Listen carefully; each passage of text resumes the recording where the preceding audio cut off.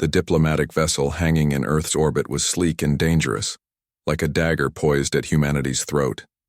Its hull gleamed with an iridescent sheen unknown to Earth metallurgy, broadcasting superiority with every photon it reflected toward the planet below.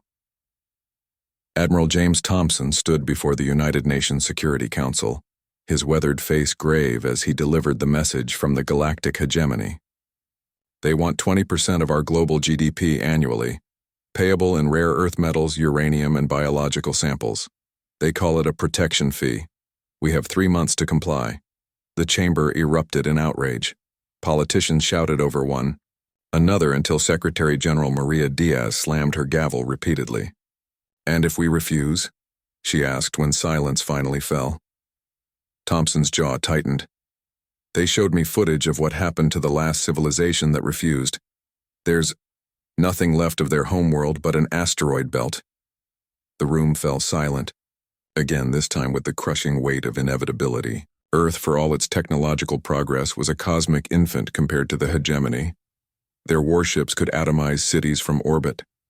Resistance seemed impossible. But Dr. Alan Reed, sitting quietly in the back row, saw opportunity where others saw only doom.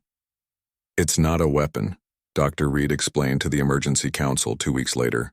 Behind him, holographic schematics rotated slowly. "It's a doorway." General William Foster scowled. "We need guns, not doors, Doctor." "What we need is leverage," Reed countered. "The hegemony has expanded through conventional space travel. Even with their advanced propulsion, they're limited by the same physics we are. But this," he gestured to the schematics, "circumvents those limitations entirely." "You're proposing dimensional folding," said Dr. Lisa Kumar, the Council's scientific advisor, "creating a sustainable Einstein-Rosen bridge. That's theoretical, at best." Reed smiled thinly. "Not anymore. The project cost billions. Every major nation contributed resources, scientists, and military personnel. Deep beneath the rocky soil of Antarctica, far from prying eyes, both terrestrial and extraterrestrial, they built the apparatus. The hegemony's ambassador, a tall humanoid with pale blue skin named Valen, grew increasingly impatient. "Your tribute. Deadline approaches," he reminded President Thomas Jackson during their 4th meeting. "We detect unusual energy signatures from your southern pole. If you are attempting to develop weapons technology, I remind you that such efforts are futile and would be considered an act of war. We're simply consolidating resources," Jackson lied smoothly. "Gathering your tribute takes time." Valen's slitted pupils narrowed. 2 more weeks, not 1 day more."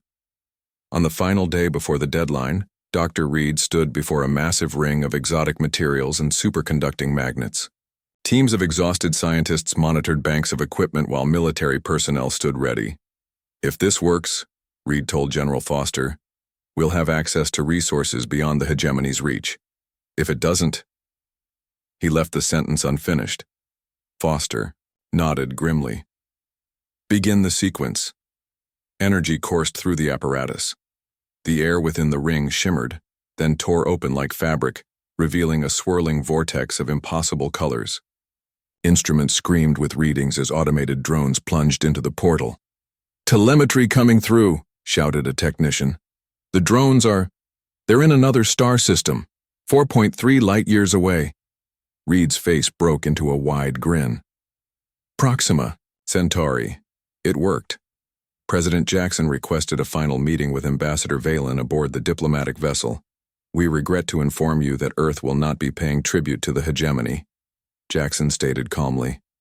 Valen's expression darkened. "Then you have chosen extinction," Jackson smiled.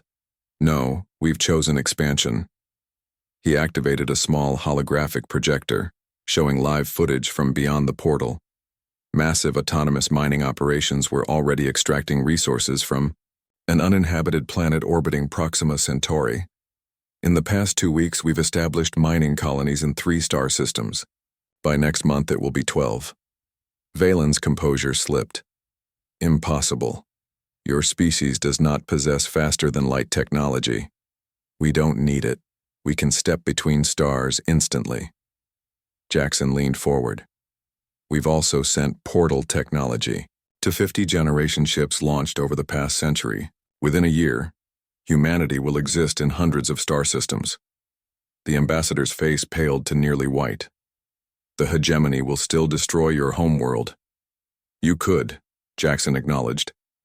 But then you'd have an enemy with nothing to lose, scattered across the galaxy, all carrying the knowledge of how to move between worlds without ships. How long before we appear inside your most secure facilities, your homeworlds? Fear flashed across Valen's alien features, a surprisingly universal expression.